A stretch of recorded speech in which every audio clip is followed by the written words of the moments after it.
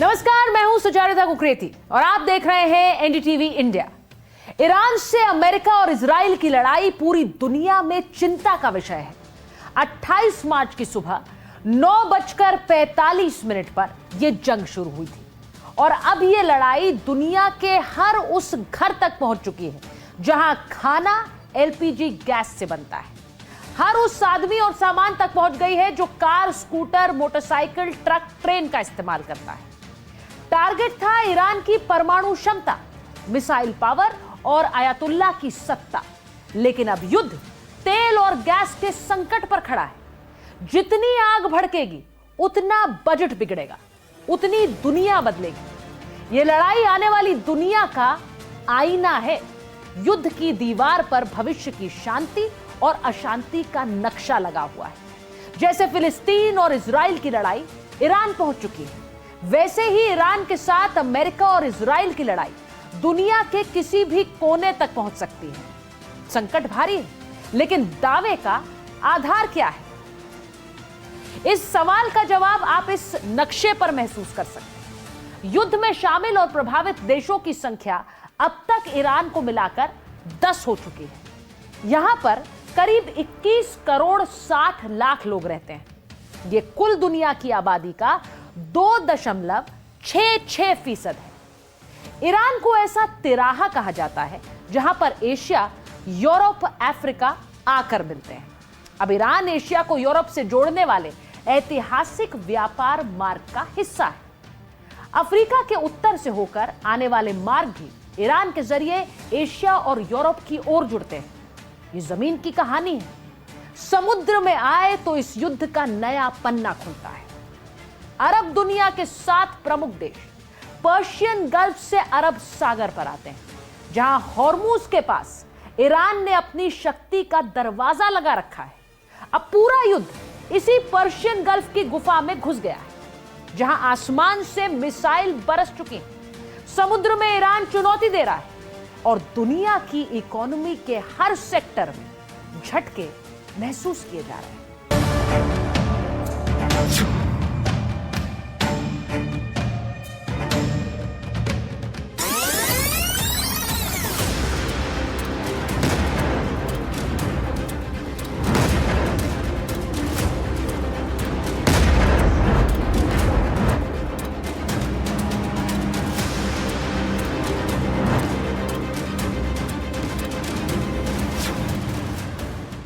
Benjamin Netanyahu बार बार खुद के जिंदा होने का सबूत क्यों दे रहे थे?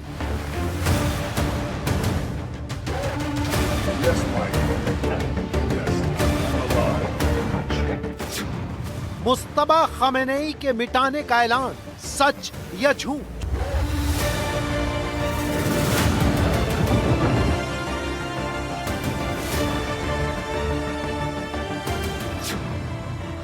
ईरान में देश को चलाने वालों की हर पीढ़ी को मिटा देने का सच क्या है?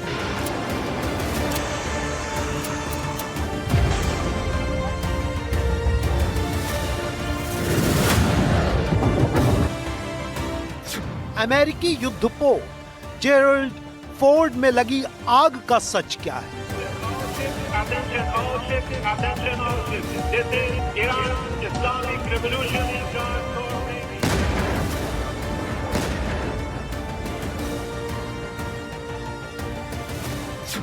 ईरानी नौसेना वायुसेना के अंत का ऐलान सही या गलत?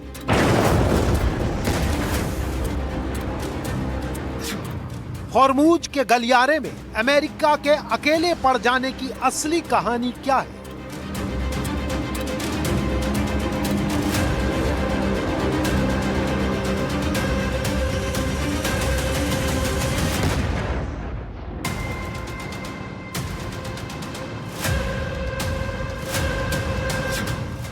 ईरान के काउंटर अटैक में कमी, अमेरिकी प्रोपेगेंडा या जमीनी हकीकत?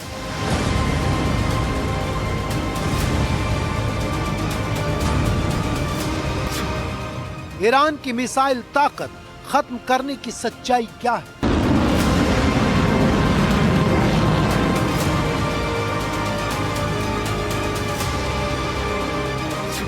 युद्ध में हमले के हवाई वीडियो कितने सच्चे, कितने झूठे।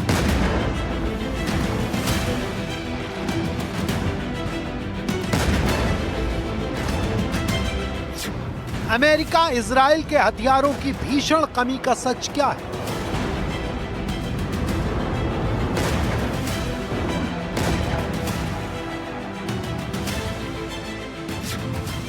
ट्रंप क्यों कर रहे हैं ईरान और ईरानी जनरल की जय जयकार? He was a really good general. He was a vicious, horrible man, but he was a brilliant general. क्या ईरान के खिलाफ अमेरिका, इजराइल रणनीति बनाने में चूक गए हैं?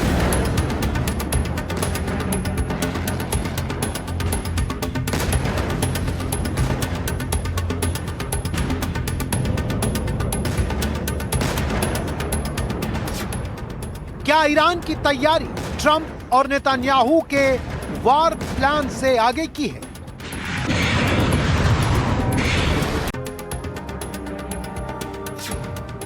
ईरान के जंग की गुप्त जानकारियां क्या हैं?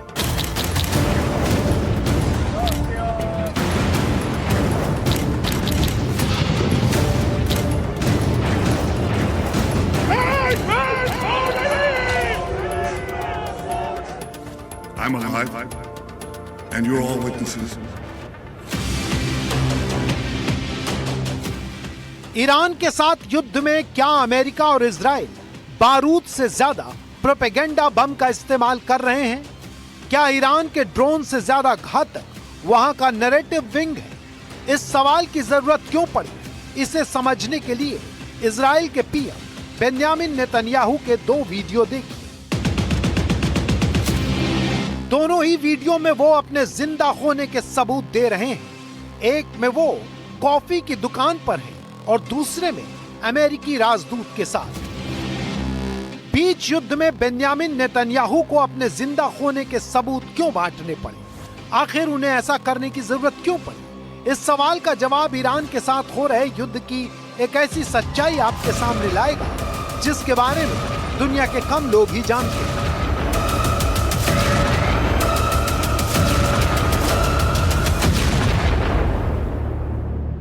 इसे समझने के लिए हम आपके सामने एक सिस्टम रखने जा रहे हैं जिसका अंत दुनिया के सबसे भीषण बम से ज्यादा विध्वंसक होता है। इजराइल के पीएम नेतन्याहू के बारे में ईरान की सबसे खतरनाक एजेंसी इस्लामिक रेवोल्यूशन गार्ड्स यानी IRGC ने एक दावा किया। युद्ध शुरू होने के 15 दिन बाद 15 मार्च को कहा कि वह इजराइल के पीएम को खोजकर मार देगी। ईरान के सरकारी टीवी ने दावा किया कि इजराइल के प्रधानमंत्री बेंयामिन नेतन्याहू के ऑफिस पर मिसाइल से हमला हुआ है।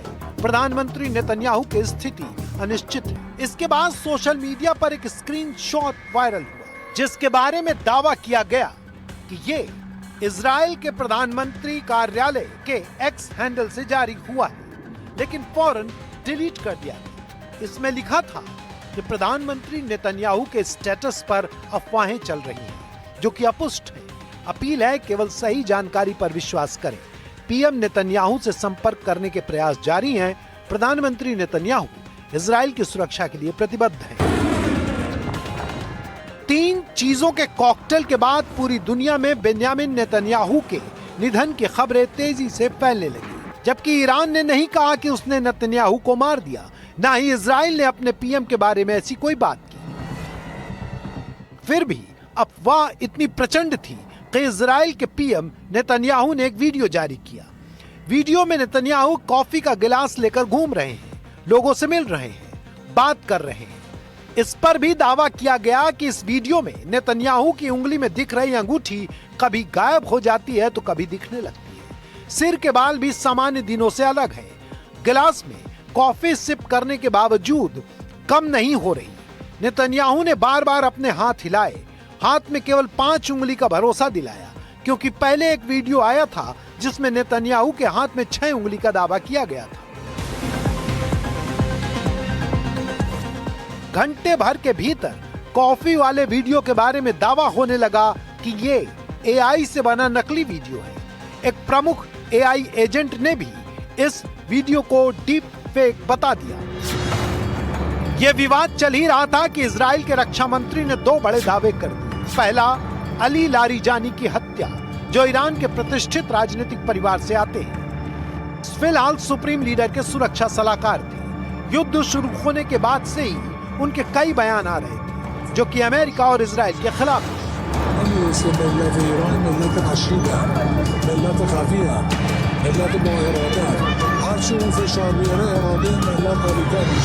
दूसरा दावा गुलाम रेजा सुलेमानी को मार डालने का किया गया। गुलाम रेजा सुलेमानी ईरान की बासिज फोर्स के प्रमुख हैं। ईरान की आंतरिक सुरक्षा बासिज फोर्स के कब्जे में रहती है। आंदोलन और आंतरिक विरोध दबाने में बासिज फोर्स बहुत सक्रिय रहती है। अमेरिका ने इसे आतंकी संगठन की लिस्ट में डाल रखा है। दोनों को हवाई हमले में मारने का दावा किया गया।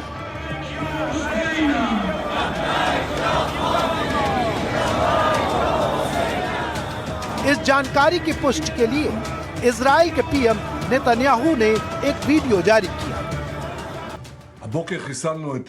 आज सुबह हमने अली लारिजानी को खत्म कर दिया। वो IRGC का बॉस था, यही ईरान को चलाते हैं। इसके साथ ही हमने बासिज के कमांडर को भी मार दिया। ये गुंडे बदमाश हैं जो तेहरान और दूसरे शहरों में आम लोगों को धमकाते और परेशान करते हैं। इस रिजीम को हम दबा रहे हैं, इस उम्मीद में कि ईरान की जनता इन्हें हटा सके। ये अचानक नहीं होगा, ये इतना आसान भी नहीं है, लेकिन अगर हम लगातार प्रयास करेंगे तो ईरान के लोगों को मौका मिल सकता है कि वो अपनी किस्मत अपने हाथों से लिख पाएं।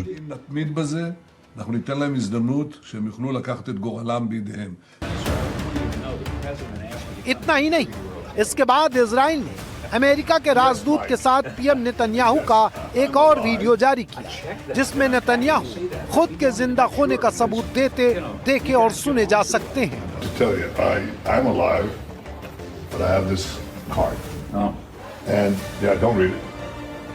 ये ऑडियो वीडियो कसरत एक प्रोपेगेंडा और अफवाह को काउंटर करने के लिए की जा रही है, क्योंकि नेता के न होने का नुकसान बम और मिसाइल से ज्यादा होता है। युद्ध में सूचना भी शस्त्र और अस्त्र से कम नहीं होती। इस बात का सबूत अमेरिका और इजराइल का वो दावा भी करता है, जिसमें वो लगातार कह रहे हैं कि युद्ध की शुरुआत ईरान के रेजिम को खत्म करने के साथ हुई। रेजिम को रिप्लेस करने जो भी आएगा उसे खत्म किया जाएगा। मकसद सिर्फ एक है, नेतृत्वहीन ईरान ज्यादा दिन टिक नहीं पाएगा। अमेरिका और इजराइल के सामने खत्म हो जाएगा। मतलब अमेरिका और इजराइल युद्ध जीत जाएंगे। Up a new leadership to go and name a new leader, and that leadership is gone. And now they think maybe the sun is gone. They're all gone. My biggest problem is I have no idea who we're talking to because nobody ever heard of any of these people. They're all dead. But we did a job for the world, not a job for us, for the whole world. We took the worst country in 50 years and maybe longer from the ideological standpoint, a country that wanted to blow up the world, a country that is sick, and it has a religious fervor. America और Israel तो ये भी दावा कर रहे हैं कि नए सुप्रीम कमांडर मुस्तफा खामेनेई को भी मार दिया गया है, लेकिन ईरान ये स्वीकार नहीं कर रहा है। बहुत कम समय के भीतर हमने ईरान की तानाशाह रिजीम के अधिकारियों को खत्म किया है, खामनेई को खत्म कर दिया है। हमने पुराने तानाशाह को मिटा दिया और नए तानाशाह मुस्तफा को भी खत्म कर दिया है। मुस्तफा रिवॉल्यूशनरी गार्ड की कठपुतली था, वो तो ईरान की जनता को अपना चेहरा भी नहीं दिखा सका।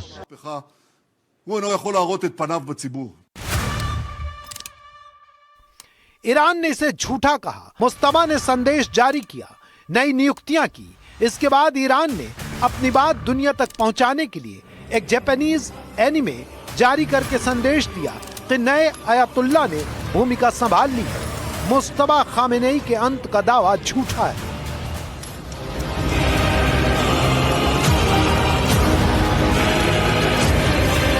ब्रिटेन के प्रसिद्ध अखबार द टेलीग्राफ ने भी मुस्तफा के जीवित होने का दावा किया। इसका आधार मजहर हुसैनी से हुई बातचीत है, जो अयातुल्ला खामेनेई के प्रोटोकॉल ऑफिसर थे। उनसे हुई बातचीत की ऑडियो क्लिप भी एनडीटीवी के पास है। हमला सुबह 9:45 पर हुआ।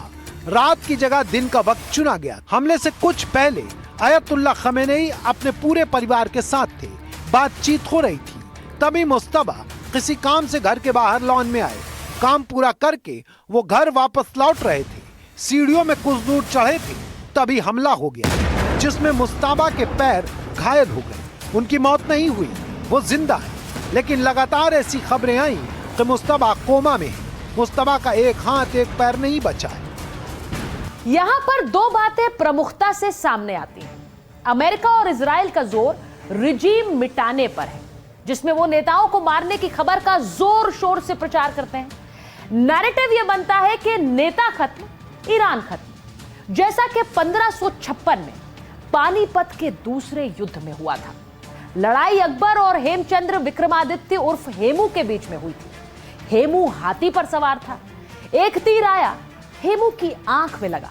वो हाथी से नीचे उतरा। सेना ने समझा राजा गया और वो पीछे हो ली। अकबर जीत गए और हेमू हार गए। मतलब नेता मारो, युद्ध जीतो। लेकिन ईरान की रणनीति अलग है। वो कहता है कि नेता के मरने से ईरान को फर्क नहीं पड़ता है।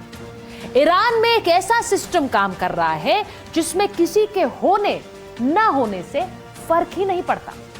युद्ध के जानकारों को ईरान की इस बात में दम लगता है, क्योंकि पहले ही दिन सुप्रीम लीडर की मौत हो गई। लेकिन इसके बावजूद ईरान युद्ध लड़ रहा है। पुष्पा वाले तेवर में झुकेगा नहीं ईरान।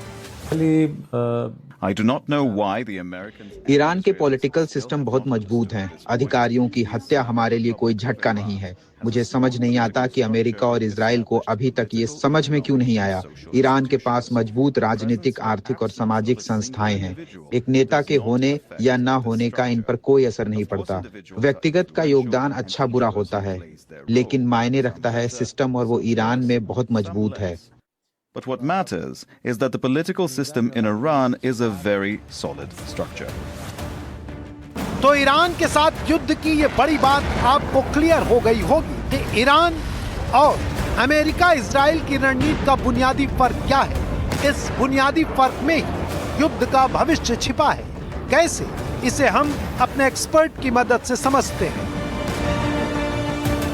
प्रोपेगेंडा बहुत अहम टूल रहता है किसी भी युद्ध के निर्णय पर पहुंचने के लिए, और सभी इसका इस्तेमाल करते हैं। और आजकल ये बहुत इंपॉर्टेंट हो गया है, क्योंकि इंफॉर्मेशन बहुत तेजी से फ्लो हो रही है। इंफॉर्मेशन बहुत ज्यादा लोगों में वितरित हो रही है। सोशल मीडिया का जमाना है।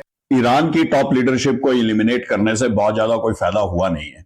अगर आप देखेंगे, उनकी जो मिडिल रैंक की और जो टॉप लेवल की हायरार्की थी, उसको एलिमिनेट किया गया है। However, more hardline leaders जो कि मिडिल रैंक में थे या लोअर रैंक्स में थे, वो ऊपर आ गए हैं। These people are even more hardened, are more unrealistic and they don't care. Survival के ऊपर ईरान के आ चुका है, और अब उनकी ये नीति बन चुकी है कि अगर हम डूब रहे हैं तो हम अपने साथ और भी सबको लेके डूबेंगे। They don't care कि गल्फ स्टेट्स के अंदर भी कितना भी नुकसान हो जाए। They are just in a very, very, very destructive mode. इस लड़ाई में कई लेयर्स हैं। ऊपर ऊपर जो दिख रहा है वो इन्फो वॉर का हिस्सा है, जिनके जरिए नैरेटिव्स मूव किए जाते हैं। असली युद्ध उसके नीचे चल रहा है, जहां सबके इरादे और हथियार छिपे हुए हैं। ईरान और कतर के जॉइंट गैस प्लांट्स पर इजराइल ने बमबारी कर दी तो पूरी दुनिया में हड़कंप मच गया। लेकिन इसने एक रात से पर्दा भी उठा दिया। वो ये कि युद्ध में इजराइल और अमेरिका के मकसद अलग अलग हैं। अमेरिका चाहता है कि ईरान के पास ऐसी क्षमता ना हो जो उसे नुकसान पहुंचाए, और तेल की खरीद बिक्री डॉलर में होती रहे। इसके लिए वो तेल गैस को युद्ध से बचाने में भी लगा है। जबकि दूसरी ओर इजराइल का मकसद ईरान को मिट्टी में मिलाना है। फिलिस्तीन के फाइनेंसर को हमेशा के लिए खत्म करना चाहता है इजराइल। इसीलिए वो ईरान के इस्लामिक नेताओं को चुन चुन कर मार रहा है। ईरान को स्थायी आर्थिक नुकसान पहुंचा रहा है। युद्ध को तेल गैस के मैदान पर लेकर आ रहा है, जिसके आगे इजराइल का फायदा और पीछे दुनिया का सर्वनाश है। लेकिन यहां पर एक कैच है। ईरान ने अमेरिका और इजराइल पर उनकी उम्मीद से ज्यादा पलटवार किया है। ईरान की युद्ध शैली ने पूरी दुनिया को हैरान कर दिया है। ईरान ने अपने हमलों से दुनिया को दिखाया कि बड़ी से बड़ी टेक्नोलॉजी को भी स्मार्ट सेंस से बुरी तरह परेशान किया जा सकता है। इस युद्ध में ईरान ने Bahrain, UAE, Saudi Arab, Qatar, Kuwait, Oman, Iraq, Jordan और सीरिया पर मिसाइल और ड्रोन से हमले करके युद्ध को ईरान से बाहर अरब देशों में फैला दिया। इसकी वजह से ये एक क्षेत्रीय घटना विश्व की समस्या बन गई। अमेरिका ने मिलिट्री अटैक किया, लेकिन ईरान ने इसे इकोनॉमिकली टर्न कर दिया। हॉर्मुज की ज्योग्राफी को हथियार की तरह इस्तेमाल किया। वर्ल्ड एनर्जी क्राइसिस खड़ी कर दी। इसके अलावा ईरान ने मिसाइल और ड्रोन का घातक इस्तेमाल किया। अमेरिका और इजराइल के एयर डिफेंस सिस्टम को कंफ्यूज कर पहले बड़ी मिसाइल चलाई, जिन्हें रोकने के लिए एयर डिफेंस सिस्टम उलझ गया, तो पीछे से भारी संख्या में ऐसे ड्रोन छोड़ दिए जो टारगेट पर जाकर बम की तरह फट जाते हैं। ईरान के ड्रोन की निर्माण लागत 16 लाख से 50 लाख रुपए के बीच में है, जबकि उसे रोकने के लिए इस्तेमाल हो रही मिसाइल की कीमत पैट्रियट सिस्टम में 33 करोड़ 20 लाख और थर्ड इंटरसेप्टर सिस्टम में प्रति मिसाइल 100 से 125 करोड़ बैठती है। तो ये मीडिया और एंटरटेनमेंट पॉइंट ऑफ व्यू से और लोगों को उलझाए रखने के लिए बिल्कुल सही है, लेकिन कोई भी मुल्क जो इस सीरियसनेस के साथ, वॉर जैसी सीरियसनेस के साथ उतरता है, वो उसके एम्स अलग होते हैं और यहां पर एम बिल्कुल अलग है। ईरान ने कोई ऐसा कार्रवाई नहीं कर दी जिससे कि पूरे युद्ध का निर्णय ही बदल जाए और पूरा उसका हिसाब किताब ही चेंज हो जाए, ऐसा बिल्कुल नहीं है और ऐसा हो भी नहीं रहा है। धीरे धीरे आप देख रहे हैं कि ईरान की जो क्षमता है युद्ध लड़ने की, वो कम होते जा रही है और एक समय आएगा, टिपिंग पॉइंट जिसको बोलते हैं, कि सब कुछ बदली हो जाएगा। एक मल्टी डायमेंशनल अटैक की तरह किया है इसको, हाइब्रिड वॉरफेयर के वेरियस एलिमेंट्स जिसके अंदर ह्यूमैनिटेरियन एंड लीगल एलिमेंट्स भी उन्होंने इंक्लूड किए हैं। This is a carefully crafted strategy. आनन पानन में फेंकी हुई मिसाइल्स और ड्रोन्स नहीं है, ये हाइब्रिड वॉरफेयर है जिसको वो वेरी इफेक्टिवली उसको यूज कर रहा है। उन्होंने नए एलिमेंट्स इसके अंदर लाए हैं। इसके अंदर उन्होंने इकोनॉमिक वॉरफेयर को एक बहुत इंपॉर्टेंट वॉरफेयर बना दिया है। उनको वीक पॉइंट्स पता है यूनाइटेड स्टेट्स के कि economically right now they can hurt them. उन्होंने cultural and social aspects and religious aspects भी इसका इंपॉर्टेंट हिस्सा बना दिए हैं। क्या है वो social, cultural and religious aspects? उन्होंने इसको शिया सुन्नी की लड़ाई भी बनाने की कोशिश की। उन्होंने इसको मुस्लिम एंड क्रिश्चियन की लड़ाई भी बनाने की कोशिश की। वो ये प्रोजेक्ट करना चाहते हैं कि मुस्लिम वर्ल्ड के लिए सिर्फ ईरान है जो आकर खड़ा हो गया है। उन्होंने इसको इजराइल बनाम ईरान की लड़ाई भी बताया है, क्योंकि इजराइल को कोई भी पूरे के पूरे अरब वर्ल्ड में, गल्फ वर्ल्ड में लाइक नहीं करता। ईरान रुक रुक कर मिसाइल और ड्रोन का कॉकटेल फायर करता है। अमेरिका और इजराइल परेशान है। इन्हें साउथ कोरिया और दुनिया के दूसरे कोने में लगाए गए अपने मिसाइल इंटरसेप्टर्स को गल्फ क्षेत्र में बुलाना पड़ा। अमेरिकी राष्ट्रपति ने खुलेआम स्वीकार किया कि उन्हें अंदाजा नहीं था कि ईरान इतना घातक साबित होगा। युद्ध को ईरान अपने पड़ोसियों तक पहुंचा देगा।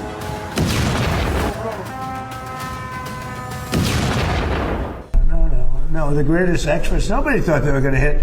They were, I wouldn't say friendly countries, they were like neutral, they lived with them for years. And I heard they were sending missiles to UAE.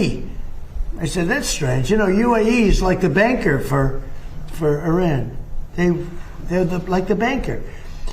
Qatar, their neighbors, they got along okay.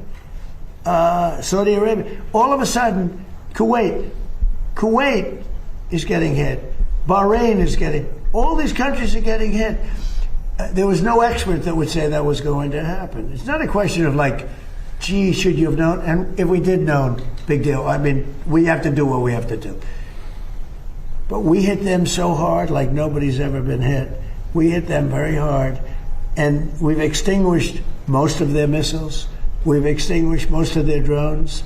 We've extinguished most of the places where the missiles and the drones are built. We've fully extinguished 2 layers of leadership and probably a third, if you believe some stories. So we only have one thing: to have a little choke point, and they've used it very well for years, but it doesn't work. Hormuz गलियारा पूरी दुनिया में चर्चा का विषय बना है, क्योंकि एशिया के तमाम देशों के लिए ये एनर्जी सप्लाई की जगलर वेन कहा जाता है। दुनिया के एनर्जी बजट में इसकी अहम भूमिका है। वर्ल्ड के पेट्रोलियम का 20%, एलपीजी का 29% और एलएनजी का 20% हॉर्मुज से होकर जाता है। दुनिया की इसी जरूरत को ध्यान में रखकर ईरान हमेशा से हॉर्मुज को हथियार की तरह इस्तेमाल करता आया है। भीषण प्रतिबंध के बावजूद ईरान की आर्थिक सप्लाई लाइन का बड़ा हिस्सा हॉर्मुज से ही आता है। अमेरिका ने ईरान के पेच कसने के लिए हॉर्मुज को निशाना बनाया, तो ईरान ने इस रास्ते को 3 तरह से घेर लिया। समुद्र के ऊपर ड्रोन और मिसाइल लगा दी, समुद्र के ऊपर और नीचे माइंस बिछाए, समुद्र में ऐसी नाव तैनात कर दी जो फिदाइन की तरह जहाज और टैंकर से टकरा जाए।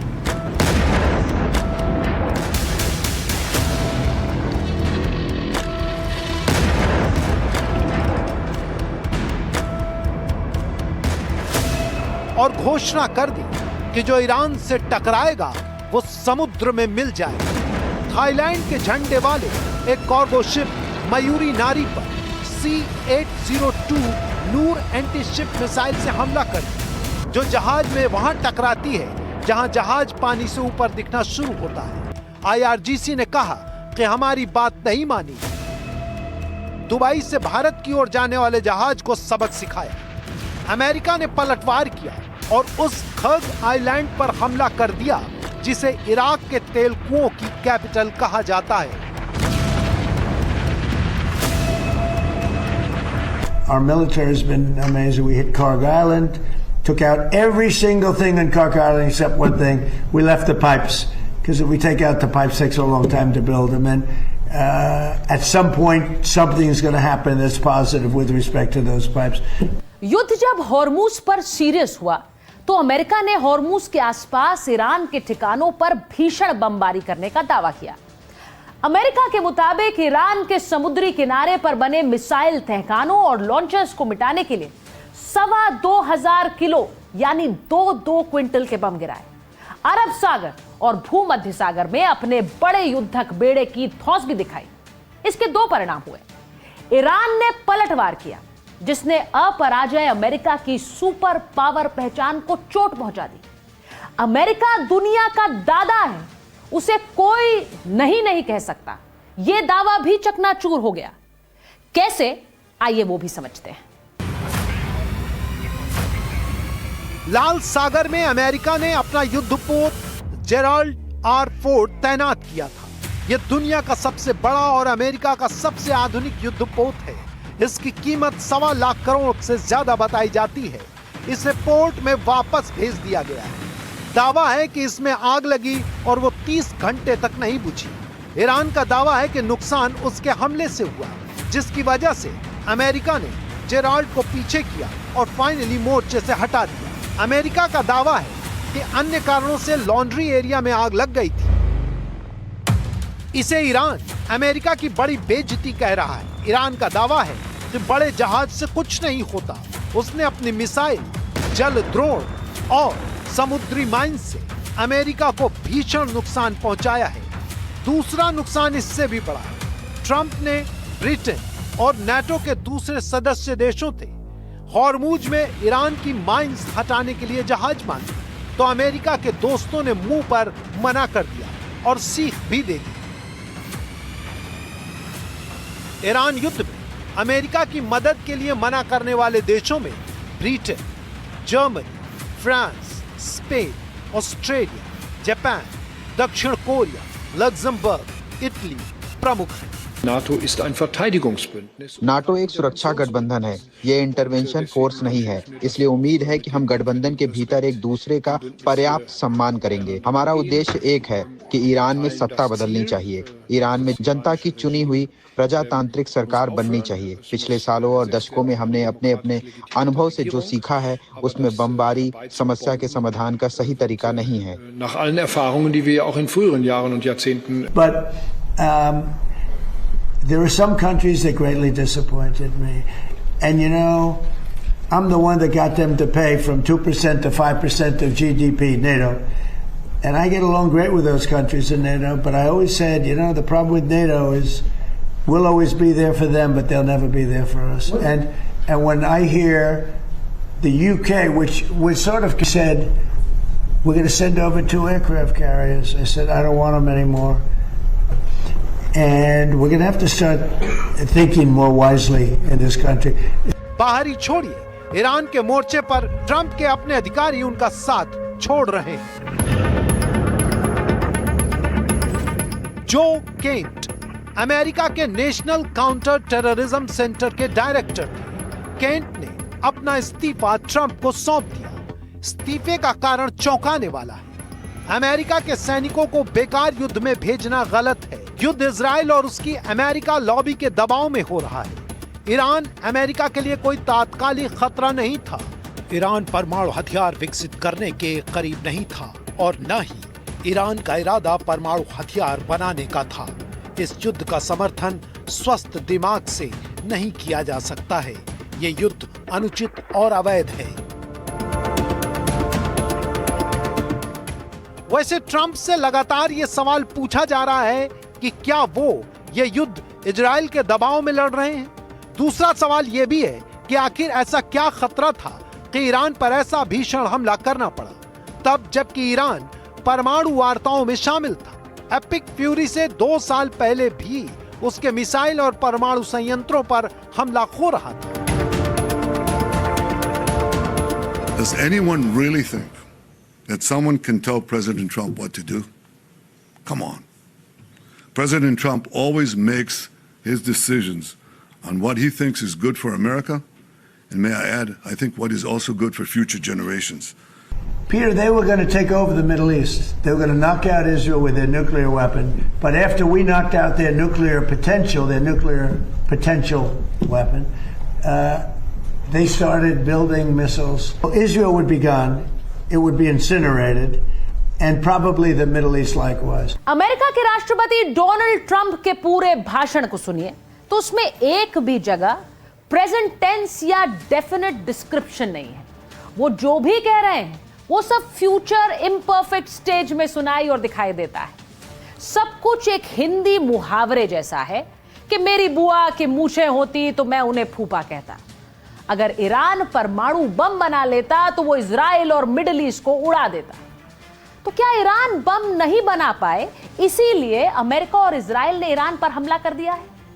अमेरिका की director of national intelligence Tulsi Gabbard ने यह कहकर दुनिया को चौंका दिया कि पाकिस्तान, चीन के परमाणु हथियार और मिसाइल अमेरिका के लिए खतरा हो सकते हैं। The intelligence community assesses that Russia, China, North Korea, Iran, and Pakistan have been researching and developing an array of novel, advanced, or traditional missile delivery systems with nuclear and conventional payloads that put our homeland within range. खबर यह भी है कि परमाणु विकास के मुद्दे पर तुलसी Iran को क्लीन चिट देने वाली थी, लेकिन आखिरी समय में वो हिस्सा रिपोर्ट से हटा दिया गया। इजराइल के प्रधानमंत्री नेतन्याहू ने भी दुनिया को बताया कि ईरान के पास परमाणु बम के लिए जरूरी यूरेनियम एनरिचमेंट की क्षमता नहीं बची है और न ही अब वो बैलिस्टिक मिसाइल बना सकता है। अब युद्ध के दौरान इजराइल और अमेरिका के विरोध भी सामने आ रहे हैं। कुछ सवाल भी हैं कि मुस्तबा कहां है, कैसी हालत में है, युद्ध कब तक चलेगा, गैस और तेल के दाम का क्या होगा। इन सब मुद्दों पर वॉर के साथ इन्फो वॉर भी खूब लड़ी गई। मुस्तबा खमेनेई सामने नहीं आ रहे हैं, लेकिन उनके एआई वीडियो और लिखित संदेश सामने आ रहे हैं जिसमें वो हर शहादत का बदला लेने की बात करते हैं, खून के हर कतरे की कीमत बताते नजर आ रहे हैं।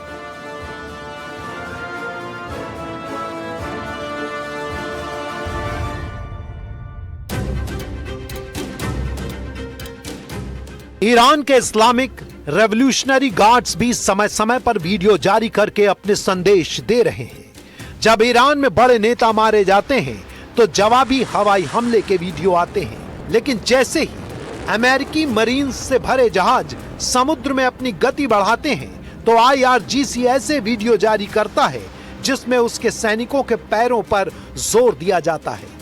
संदेश देने की कोशिश होती है कि जमीनी हमले और मुकाबले के लिए ईरान तैयार है। खासकर खार्ग के गैस क्षेत्र में इजराइल के हमले के बाद जब ये बात फैली कि अमेरिका खार्ग पर कब्जा कर लेगा तो IRGC ने अपना नया वीडियो कैंपेन लॉन्च किया। सवाल उठा, क्या युद्ध जमीनी लड़ाई की ओर मुड़ चुका है?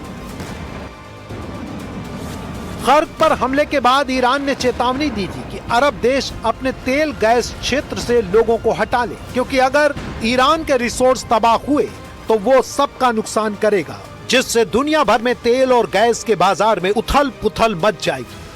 तेल गैस की महंगाई आम आदमी का जीना मुश्किल कर देगी। युद्ध अमेरिका के हर घर में पहुंच जाएगा।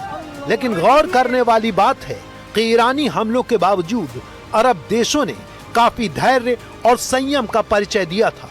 ईरान पर जवाबी हमले करने से बचते रहे। अलबत्ता दुनिया के सबसे बड़े नेचुरल गैस भंडार पार्स गैस फील्ड पर हमला हुआ तो कतर ने फौरन गुस्से में इजराइल की ओर उंगली उठाई। हमले को खतरनाक और गैर जिम्मेदार बताया। इसकी वजह से क्षेत्रीय और वैश्विक ऊर्जा सुरक्षा के लिए गंभीर खतरा हो सकता है, ये चेतावनी भी दी। अमेरिका के राष्ट्रपति ने फौरन ट्रुथ सोशल पर लिखा कि उन्हें इस हमले के बारे में कोई जानकारी नहीं थी और आगे से इजराइल ऐसे हमले बिल्कुल नहीं करेगा। लेकिन अगर ईरान ने कतर पर हमला किया तो अमेरिका उसके पूरे गैस भंडार को उड़ा देगा। Israel acted alone against the Slawiya gas compound.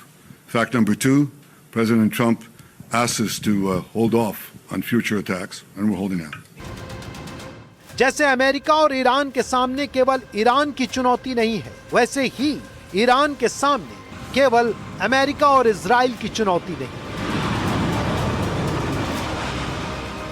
Ali Larijani को खोने के बाद उनके पास दुनिया से बात करने वाला एक काबिल आदमी कम हो गया। गुलाम रजा सुलेमानी की मौत हुई तो घर के अंदरूनी हालात को संभालने वालों की लिस्ट में एक नाम कम हो गया।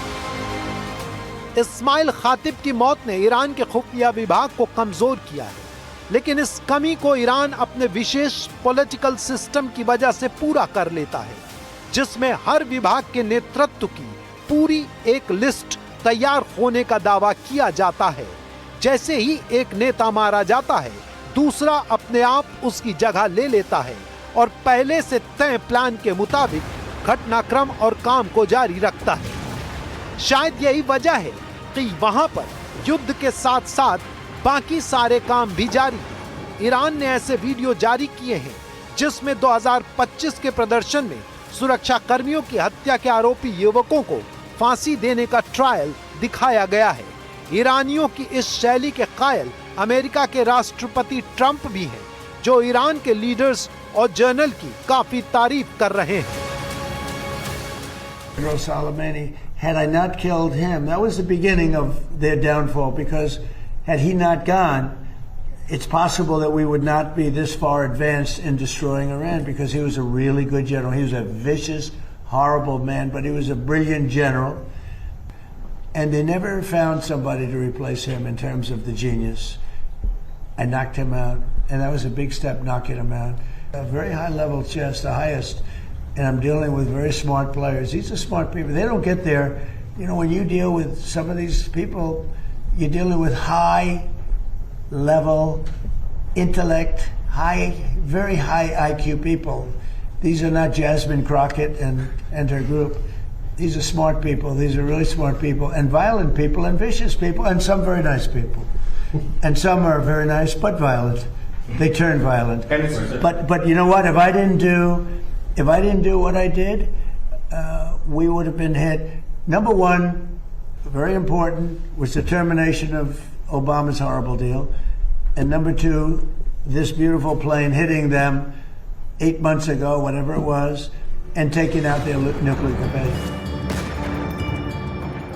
तो क्या ईरान की चालाकी और जीनियस ने ट्रंप को युद्ध के मैदान में बुरी तरह फंसा दिया है?